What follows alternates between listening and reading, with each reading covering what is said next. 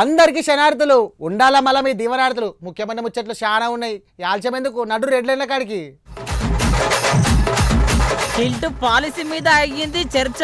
చూడాలే పువ్వు party షెయ్యి party లీడర్ల నడుమ రచ్చ. 3 దినాల సంధి సర్కారుకు సూటి పెట్టిన పెద్ద మనిషి. సర్కారు చేస్తున్నదంట కొన్ని తప్పులు తెలిసి. తెలంగాణ ఆంధ్ర సర్కారు ఇచ్చింది సంక్రాంతికి ఫుల్ సెలవులు. మస్తు ఖుషి అవుతున్నారు మళ్ళా బడి పోరలు. యూరియా బత్తల కోసం లైన్ల మందు బాటిల్. సోషల్ మీడియాలో అవుతుంది ఈ వీడియో వైరల్. కారు లీడర్లు అసెంబ్లీకి డుమ్మా కొట్టి షెయ్యిపాటి సర్కారును బాగా నడుచుకుంటున్నారు బయటుండి. ఇటు షెయ్యిపాటి లీడర్లు కూడా అసెంబ్లీలో ఇక బయట బాగా నడుచుకుంటున్నారు కారు లీడర్లను. మరి ఇలా అసెంబ్లీలో దేని చర్చ నడిచిందో బయటుండి కారు పార్టీ లీడర్లు ఏం రాగం ఎత్తుకున్నారో చూద్దాం పాండ్రు ఒకసారి. చాల్ ఒక దిక్కు అసెంబ్లీ లోపల ఇంకో దిక్కు బయట. ఎవరికి దోచినట్టు గాలు బాగానే గరం అయ్యిండ్రు. అలా పొద్దుగల్లా అసెంబ్లీ షురు అయినాక కరెంటు బండ్ల మీద చర్చ నడిచింది. కర్ణాటకలో 2.5 లక్షల వరకు ఉన్నాయి. అలాగే తమిళనాడులో 1,70,000 వరకు ఉన్నాయి. అలాగే తెలంగాణలో ఓన్లీ 70,000 మాత్రమే ఉంది అనేది నా అభిప్రాయం. ఇది అథెంటిక్గా నేను మాట్లాడలేదు, కానీ ఇది నేను నాకున్న ఆలోచన మీద, నాకు తెలుసుకున్న పరిజ్ఞానం మీద నేను మాట్లాడుతున్నటువంటిది. మేబీ నిజం కావచ్చు అనేది నేను అనుకుంటున్నాను. కారణము ఇవన్నీ మన దగ్గర 70,000 ఉండడం, మిగతా దగ్గరలా ఎక్కువ ఉండడానికి కారణం ఏంటంటే రీఛార్జ్ స్టేషన్లు అనేది ఒకటి. రెండవది ఇన్సెంటివ్స్ ఇవ్వాలి. మూడవది బ్యాంకులు కొన్ని ఎలక్ట్రిక్ వెహికళ్లకు మేము ఇవ్వమనడము తెలుస్తుంది.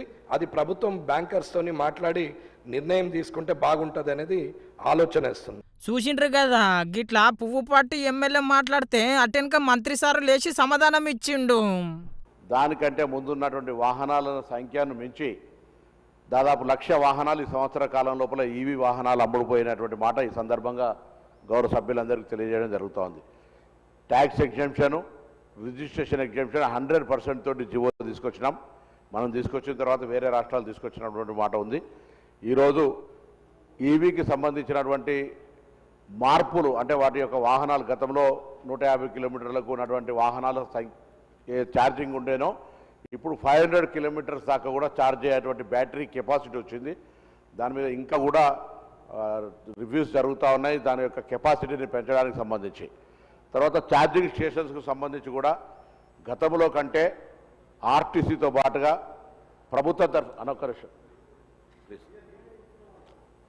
ప్రభుత్వంతో సహా అనేక కార్యాలయాలు కానీ విద్యాలయాలు కానీ గేటెడ్ కమ్యూనిటీల్లో కూడా ఛార్జింగ్ స్టేషన్స్కు ఏర్పాటు చేసే విధంగా కొన్ని చర్యలు తీసుకోబడుతున్నాయి అధ్యక్ష. గిట్లా కరెంటు బండ్ల మీద చర్చ నడిచినాక ఖతర్నాక్ కయ్యం అయ్యింది హిల్టు కొత్త పాలసీ మీద. ఏ విషయం అయితే పొల్యూషన్ గురించి మాట్లాడారో మరి ఐడియా బొల్లారం బహుశా ఈ 22 ఎస్టేట్స్ ఎందుకు పెట్టలేదు? IDA Bollaram the most polluted industry in India where more than 100 industries are in red zone.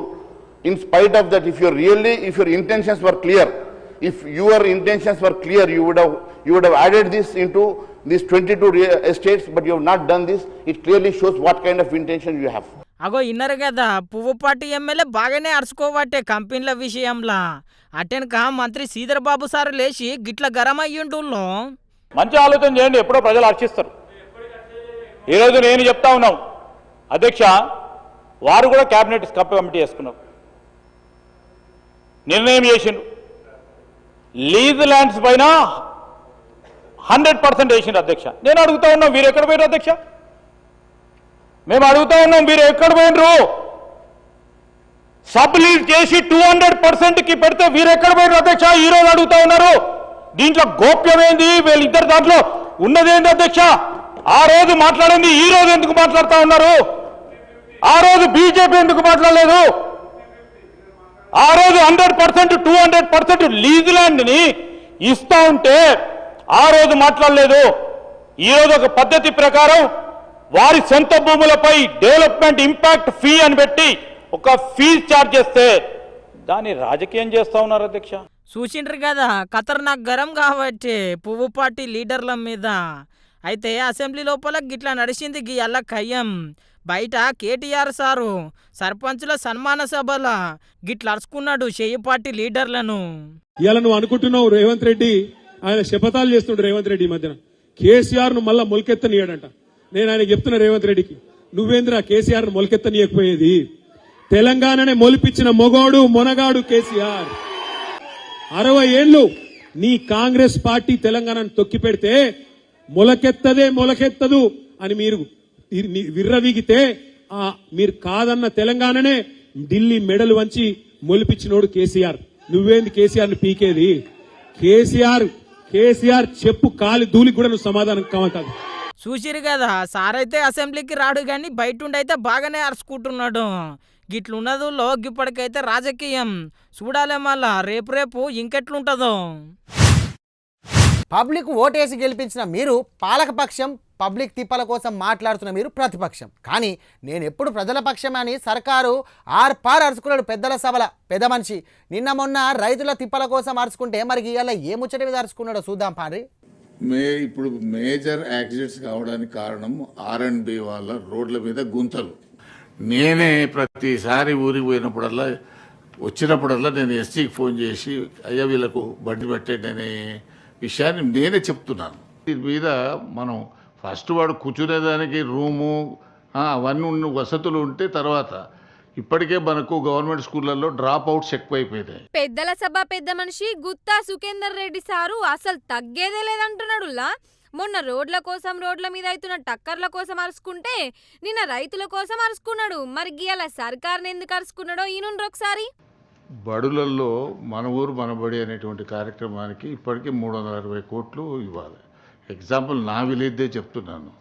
వాడు సగం పని చేసి పెట్టాడు, పిల్లలంతా చెట్ల కింద కూర్చుంటున్నారు. చలికాలం వేడ కూర్చోవాలి చెప్పండి. నేను నా విలేజ్ విషయం ఇప్పటికి 1 ఇయర్ నుంచి చెప్తా ఉన్నాను. ఇక్కడ ప్రిన్సిపల్ సెక్రటరీ యోగితారాణి గారు ఉన్నారు, వారికి పర్సనల్ లెటర్ రాసినాను, డిప్యూటీ సీఎం గారికి చెప్పినాను, సీఎం గారికి చెప్పినాను. మీరు ఇంత పేమెంట్ చేస్తున్నారు, 360 కోట్లు మన ఊరు మనబడి చేసడం ఒక భాగం. 2, ఈ ప్రభుత్వం వచ్చినాక అమ్మ ఆదర్శ పాఠశాలను పెట్టినారు. దాన్ని మీరు ఏం చేసినారు, మైనింగ్ సెస్కు అటాచ్ చేసినారు. ఆ మైనింగ్ సెస్ వచ్చిన దగ్గరనైతేనే కొంత పేమెంట్లు ఇస్తున్నారు, లేని దగ్గర అవి కూడా అయిపోయినటువంటి పరిస్థితులు. ఆగు, ఇన్నారు కదా సారు ఊర్లోనే గది పరిస్థితి. సారు చెప్పినట్టు మన ఊరు మనబడి అనుడే గాని సరిగ్గా పనులు చేసుడే లేదు. అటెన్కా గీ మాట అన్నాడుల్లా. కాబట్టి దీని మీద మనం ఫస్ట్ వాడు కూర్చునేదానికి రూము అవన్నీ ఉన్న వసతులు ఉంటే తర్వాత ఇప్పటికే మనకు గవర్నమెంట్ స్కూళ్ళల్లో డ్రాప్ అవుట్స్ ఎక్కువైపోయినాయి. మనం గతంలో చెప్పిన లెక్కల ప్రకారమే 24-25లో 18.5 లక్షల మంది ప్రభుత్వ పాఠశాలలో ఉన్నారు, 36 లక్షల మంది ప్రైవేట్ పాఠశాలలో ఉన్నారు. ఈ సంవత్సరం 3 లక్షల మంది చేర్చినామని చెప్పినారు, కానీ అది ఉత్తదే. 30,000 మంది కూడా కొత్తగా చేర్చుకోలేదు, లెక్కలు మాత్రం పంపిస్తున్నారు. సారు చెప్పింది కూడా నిజమే కదా. మరి చాలా మంది పిల్లలు వసతులు సరిగ్గా లేవని స్కూల్కే పోతలేరు. అయినా పెద్దల సభ పెద్ద ఊర్లోనే గిట్లున్నదంటే చిన్న పల్లెల పరిస్థితి ఎట్లున్నదో సమజ్ చేసుకోండి. దయచేసి ఈ మన ఊరు మనబడికి సంబంధించిన పేమెంట్స్ ఇవ్వండి చిన్న కాంట్రాక్టర్లు. ఎందుకనంటే విద్యా కమిటీ చైర్మన్ వాడు 3 ఏళ్ల కింద అప్పు తెచ్చి కడితే, మీకు చెప్తున్నాను, మా ఊరిలో 19 లక్షలు 20 లక్షలు బాకీ. వాడు బాధపడలేక నేను 5 లక్షలు ఇచ్చినాను వానికి. అరే నీ బిల్లు వచ్చిందని మళ్ళీ నాకు వాపసు తెచ్చియమని. ఇటువంటి పరిస్థితి ఉన్నది. గిట్ల దినాం ఒక పబ్లిక్ తిప్పల మీద మాట్లాడుతున్నందుకు నిజంగా సారుకు సలాం కొట్టాల్సిందేనుల్లా. ఇప్పుడు మేజర్ యాక్సిడెంట్స్ కావడానికి కారణం R&B వాళ్ళ రోడ్ల మీద గుంతలు. నేనే ప్రతిసారి ఊరికి పోయినప్పుడల్లా వచ్చినప్పుడల్లా నేను ఎస్సీకి ఫోన్ చేసి అయ్యా వీళ్ళకు బండి పెట్టండి అనే విషయాన్ని నేనే చెప్తున్నాను. దీని మీద మనం ఫస్ట్ వాడు కూర్చునేదానికి రూము అవన్నీ ఉన్న వసతులు ఉంటే తర్వాత ఇప్పటికే మనకు గవర్నమెంట్ స్కూళ్ళల్లో డ్రాప్ అవుట్స్ ఎక్కువైపోయింది. ఓ ఎల్లవ్వా, మన ఊర్లో బాంబు పెట్టిరట. ఊరుకు అంటే ఊరందరూ ఎట్లా పరుగులు పెడతారో అచ్చం గట్లనే ఆంధ్రాల అంబేద్కర్ కోనసీమ జిల్లా ఇరుసుమండ పబ్లిక్ పరుగు పెట్టిర్రు. మరి ఆడ బాంబు పెట్టిర్రా అనుకోగలరు, కాదు, ఆడ మస్తు గ్యాస్ లీక్ అయిందన్నట్టు ఆకాశం ఎత్తు మంటలు వచ్చినాయి. ఆంధ్రల అంబేద్కర్ కోనసీమ జిల్లాల ఇరుసుమండ ఊరోళ్ళు మస్తు బాధపడుతున్నారు. నిన్న గ్యాస్ లీకుడు అయ్యుడుతోనే పెద్ద మంటలు వచ్చుడుతోనే ఊరోళ్ళందరూ చిన్న పెద్ద అందరూ కలిసి పానాలు కాపాడుకోనికే పరుగులు తీసిండ్రు. అడ్డాల పద్మావతి అండి. ఇట్స్మండి అన్నారు. ఒకసారిగానే బాంబు పేలిపోయిందండి. ఏం చేయాలి? అన్నం కూరలు పొయ్యి మీదే ఉన్నాయండి. ఎలా పరిగెట్టుకెళ్ళామో మాకే తెలీదు. మెయిన్ అక్కడ ఓఎన్జీసీ ఉండకూడదండి. మా ఊరికి, మా భూములకి, మా ఇల్లుకి యాలువి లేకుండా అయిపోద్దండి. ముందు ఓఎన్జీసీ లేకుండా చూడండి. అందరికీ కోరుకుంటున్నామండి. కోళ్ళు ససి కాదు, మెడ ససి కాదు. నాకు ఇంట్లో పడి ఉంటాక లేదండి. నేను ఒక గోళం 12 నుంచి మొదలు 12 నుంచి మొదలెట్టే గ్యాస్ బండ్లు కట్టేసుకోమన్నారు, కరెంట్లు కట్టేసుకోమన్నారు. వంటలో సగం చేసుకున్నాం, ఇంకా సగం చేసుకోలేదు అని. చేసుకునేటప్పటికి ఇంకేంటి చదిరేసుకోవాలన్నారు. చదిరేసుకోవాలంటే ఏంటి బాబు ఇలా చదిరేసుకోమంటున్నారని నేను కదలలేదండి. కదలకపోతే మా పిల్లలు, మా కోడళ్ళు, మా ఆయన గారు అందరూ వచ్చేసారు. నేను చదువుకునేదానికి బాంబులు పేలిపోతున్నాయండి. అక్కడ పేలిపోయో మంటలో ఇంకా పారిపోండి అన్నారు. ఎక్కడికి పారిపోవండి? పారిపోయాం. మాకు ఆఖరికి పారిపోయి కలిమేణ మండపం కాడికి వచ్చాం. అల్లు కొల్లాలు అయిపోయామండి. మరి ఎవరు ఇచ్చారో భోజనాలు అవి పంపారు, టిఫిన్లు భోజనాలు అవి పంపారండి. అన్నీ బాగానే చూశారు. మొత్తం మీద మనకు తెలియదండి ఎవరు పంపించారు. మేమైతే మాత్రం చాలా దారుణంగా గొగ్గోళం అయిపోయామండి అక్కడ ఇరుసమండలోని. అక్కడేనండి ఓయించేసి మాత్రం తీసేయాలండి. అది చాలా డేంజర్గా ఉందండి అక్కడ. ఇన్నరు కదా గది పరిస్థితి. ఒకటే పారి గ్యాస్ లీక్ అయ్యుడుతోనే పెద్ద పెద్ద మంటలు వచ్చుడుతోనే ఇక పానం కంటే ఎక్కువనా అని చెప్పి ఊరందరూ పరుగులు తీసిండ్రు. ఇప్పటికైతే అంతా క్షేమమే. సర్కారు ముందు చూపుతోని ఎవరికి ఏం కాలే, అందరినీ ఆదుకుంటాం, ఎప్పుడు గిట్లా గ్యాస్ లీక్ కాకుండా చూసుకుంటాం అని హిమ్మతిచ్చింది ఆంధ్ర సర్కార్ అక్కడి పబ్లిక్కు. ఇప్పుడు మన కంపేర్ టు రాత్రి పోల్చుకుంటే ఇప్పుడు ఫ్లేమ్స్ లెవెల్ కూడా తగ్గింది, హైట్ ఆఫ్ ఫ్లేమ్స్ కూడా తగ్గింది. And revenue, police, AP fire, ONGC team, SDRF, SPF అందరు కూడా కోఆర్డినేషన్తో దే టేకింగ్ ఆల్ ఎఫర్ట్స్ ఇది టు ఫ్లేమ్స్ డౌస్ చేయడానికి. ఎక్స్పర్ట్ టీమ్ కూడా వస్తున్నారు. వాళ్ళు కూడా ఈ సిచ్యువేషన్ అసెస్ చేసి ఎలా కంట్రోల్ చేయాలి అనేది ఇమీడియట్ మెషర్స్ తీసుకుంటారు. అండ్ ఇక్కడ చుట్టూ ఉన్న మన ఇర్సుమంద, గుబ్లపాలెం, లక్కవరం విలేజ్ సంబంధించిన అందరినీ కూడా సేఫ్గా ఎవాక్యుయేట్ చేసి రిలీఫ్ సెంటర్లో పెట్టాం. వాళ్ళకి కావాల్సిన ఫుడ్ అండ్ శానిటరీ మెషర్స్ కూడా తీసుకోవడం జరిగింది. అండ్ సీనియర్ ఆఫీసర్స్ గైడెన్స్ మేరకు ముందుకు వెళ్తున్నాం. ఎప్పటికున్నా గీ ఓఎన్జీసీ గ్యాస్తోని పెద్ద మోసమే ఉన్నదంటున్నారు చాలా మంది. ఇప్పుడు ఏమీ చూడలేదండి. అందుకు చాలా ప్రాణాలు చేతుడు పట్టుకుని పరుగులెట్టేసామండి. ఎక్కడ వదిలేసుకున్నాము. భోజనాలు ఏమీ లేవండి. అసలు చాలా భయంకరంగా పిల్ల ఎక్కడుందో తల్లి ఎక్కడుందో ఏమి కనిపించలేదండి. మగవాళ్ళు కూడా ఇంటికాడ లేరండి. చెల్లసిదిరి అయిపోయారు. ఇంకా అందరూ అక్కడ ఉన్నారండి. సంక్రాంతి పండుగ అంటేనే 3 దినాలు ముడుచుకుంటా, ముగ్గులు వేసుకుంటా, భోగి మంటలు కాల్చుకుంటా మస్తు సంబరంగా వేసుకుంటారు. కొత్త ఏడాదిలో వచ్చే తొలుత పండుగ అన్ని పండుగల కంటే పెద్ద పండుగ కాబట్టి ఇప్పటికీ అక్కలందరూ పండుగకు ఏమేమి ముగ్గులు వేయాలనో ఆలోచన చేస్తాండ్రు. ఇక చిన్న పిల్లలైతే పతంగులు ఎగరేసుకుంటా అస్సలు ఆగుతలేరు. మరి పండుగ షురుగాకముందే గింత జోష్ ఉంటే సర్కారు సంక్రాంతి పండుగ సెలవులు ఇక ప్రకటించడంతో ఇంకా జర జోష్ ఎక్కువైంది. చూడురి ముచ్చట. అటు ఆంధ్రలా ఇటు తెలంగాణలా సంక్రాంతి పండుగ జోషి ఇప్పటికే షురు అయ్యింది. ఇటు తెలంగాణలా అటు ఆంధ్రలా సర్కారు పండుగ సెలవులు ప్రకటించడంతోని పిల్లలు మస్తు ఖుషి అవుతున్నారు. ఇంకా జోర్లో ఎగురుతున్నారు మళ్ళా. మరి మన తెలంగాణ సర్కారు ఎన్ని దినాలు సెలవులు ప్రకటించిందంటే 10 తారీఖు సంది 16 తారీఖు దాకా.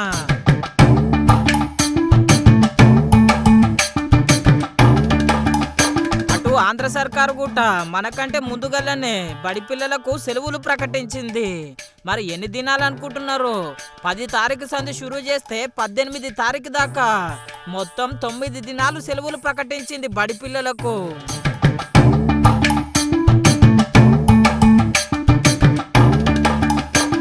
మన తెలంగాణ సర్కారు సంక్రాంతి పండుగ పూట ఉట్టి సెలవులే కాదు, ఆంధ్రకు సంక్రాంతి పండుగకు పోయొచ్చేటోళ్లకు టోల్ గేట్ ఛార్జీలు లేకుండా కూడా చేస్తున్నది. మళ్ళా ఆంధ్రలో కొత్తగా కూటమి సర్కారు కొలువు తీరింది కదా, కాబట్టి ఈ తాప సంక్రాంతి పండుగ జోష్ గట్టిగానే ఉంటది అంటున్నారు చాలా మంది.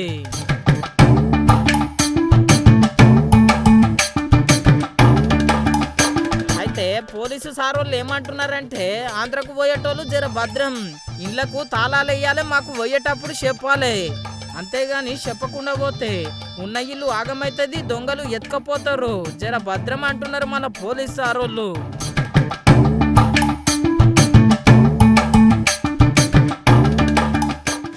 నిన్న నిన్న మొన్న లీడర్లందరూ మన తాన మస్తు వీకులాడిర్రు. నీళ్ళ మీద ఒక దిక్కు లొల్లైతా అంటే ఇంకొక దిక్కము సీఎం సార్ ఏమంట సీఎం చంద్రబాబు సార్ పేరు అసెంబ్లీలో తీసిండో గప్పటి సంది అటు ఆంధ్రాల సుత పెద్దలిల్లు సరైంది. మరి ఊకే అత్తగోడలు కొట్లాడినట్టు ఏం కొట్లాడతారు, కూర్చొని మాట్లాడకుండా కాదా అని ఒక మంచి ముచ్చట చెప్పిండు సిపిఐ నారాయణ సారు. పైలోకంలో ఉన్న నారాయణ దేవుండ్లకు కొట్లాటలైతే ఎట్లా సమరాజ్యం చెప్తాడో గట్లనే అచ్చం సిపిఐ నారాయణ సారు గుట్ట ఒక మంచి ముచ్చట చెప్పిండు. మరి గా ముచ్చటేంతో మీరే ఎన్నుండ్రి. నదీ జలాల వ్యవహారం సుప్రీంకోర్టు దాకా పోయింది.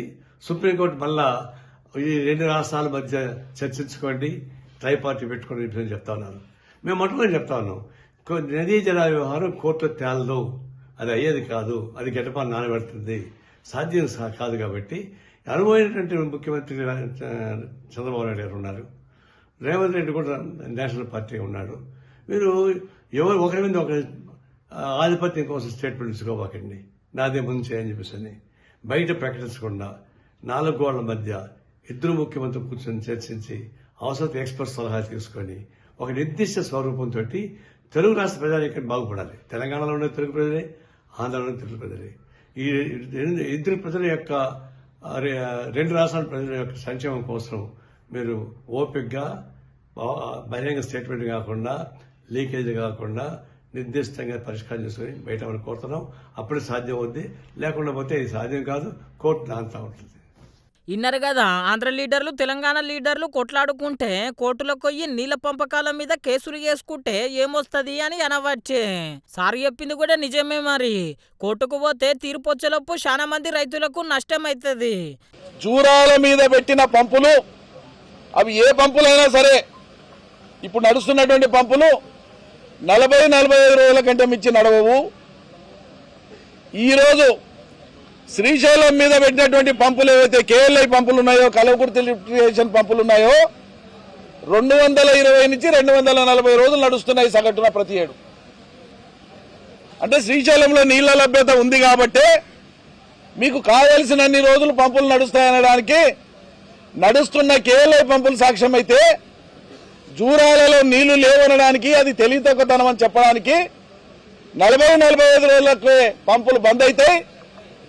భీమాకు, జూరాలకు క్రాప్ హాలిడే ఇస్తాం మేము ఘనమైన సర్కారు అని చెప్పుకునేటువంటి మీ సర్కారు దీనికి నిదర్శనం.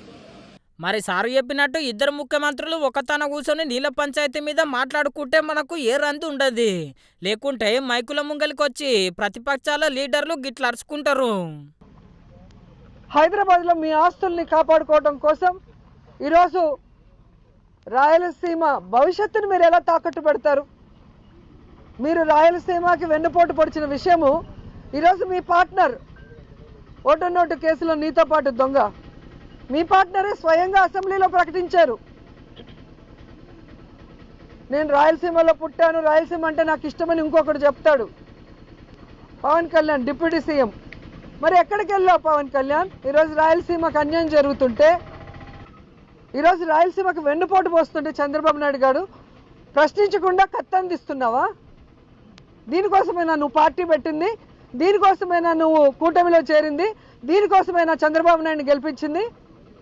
చూసిరు కదా, అటు ఆంధ్రకెళ్ళి ఇటు తెలంగాణకెళ్ళి ఇద్దరు లీడర్లు బాగానే అరుచుకోవట్టే. గిట్లున్నది మళ్ళీ నీళ్ళ పంచాయతీ. చూడాలి ఆఖరికొస్తే ఏడదాకా పోతుందో ఏమో. మన దేశంలో ఉన్నోళ్ళు దేనికి తక్కువ కాదు. ఒక పారి గిరి గీసి బరిలో నిలబెడతారంటే చాలు, పక్క విజయం మనదే. ప్రపంచ అథ్లెటిక్స్ ఆటల పోటీల పాల్పంచుకొని బంగారు పతంగం గెలుచుకొని మన తెలుగు గొప్పతనం నిలబెట్టిన జ్యోతికి నిజంగా సెల్యూట్ పెట్టాల్సిందేగా. ఇక గాలెక్కన ఆడింది మళ్ళా. గందుకనే మంత్రి లోకేష్ సారు శభాష్ అని మెచ్చుకున్నాడు, ఎవ్వరు అని సాయం చేసిండు.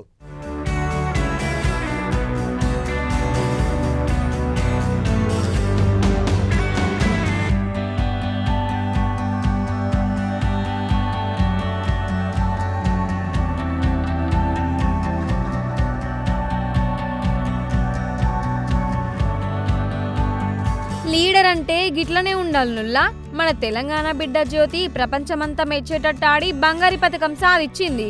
ఇక ఇంకేమున్నది, మంత్రి లోకేశం సార్ గిట్లా ఆఫీసుకు పిలుచుకొని సాయం చేసి మరీ మెచ్చుకున్నాడు.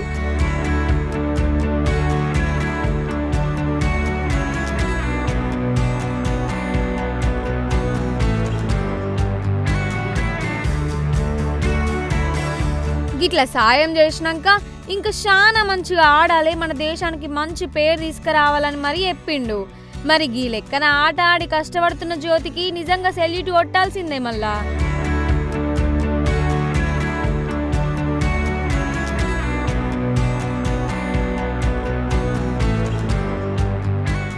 అంబ బలికింది జగదంబ బలికింది అని ఇంద్ర సినిమాల విక్రమార్కుడు సినిమా దొంగ బాబాలు ఎన్నో అక్రమార్కులు చేసినట్టు బయట కూడా అచ్చం గదే లెక్కనం పెద్ద మోసమైంది.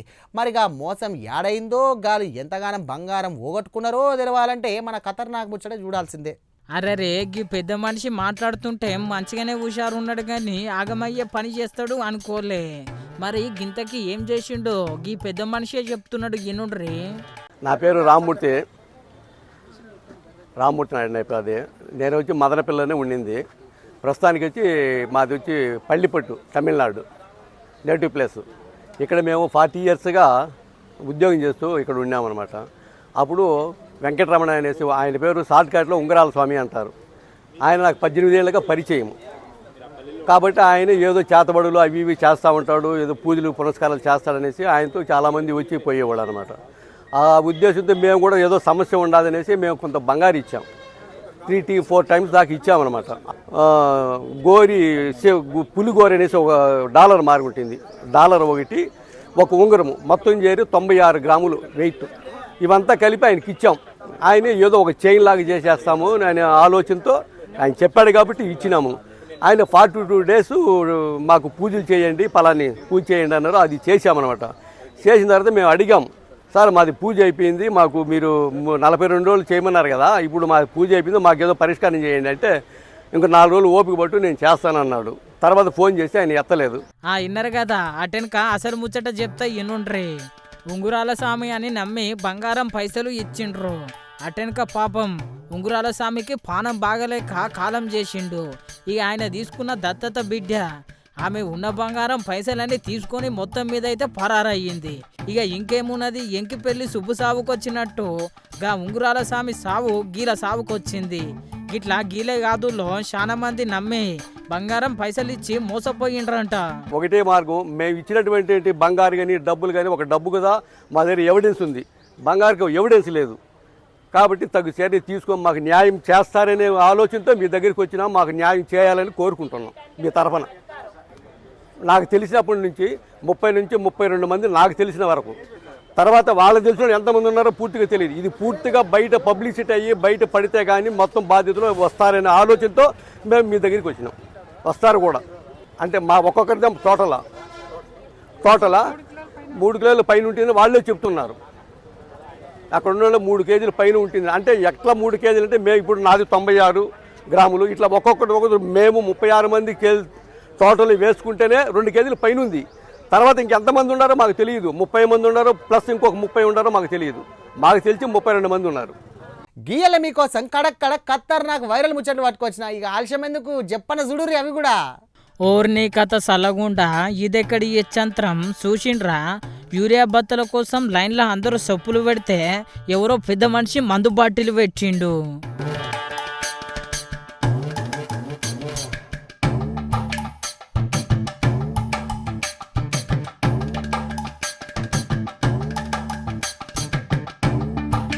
గీ ఇచ్చాంతరం చూస్తే నగొస్తున్నదేమో కానీ బయట రైతుల పరిస్థితి చూస్తుంటే కన్నీళ్లు ఆగుతలేవు. గియాలగూట రైతులు యూరియా బత్తల కోసం మస్తు మంది లైన్లు కట్టిండ్రు. రైతుల కోసము కొంతమంది లీడర్లు గిట్లా ధర్నా చేసిండ్రు.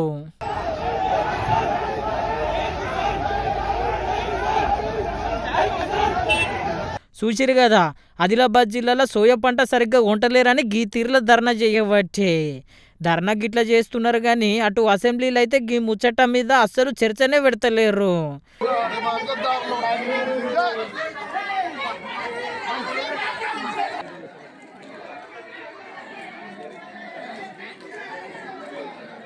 గివి ఎలాంటి ఖతర్నాక్ ముచ్చట్లు ఎట్లున్నాయి?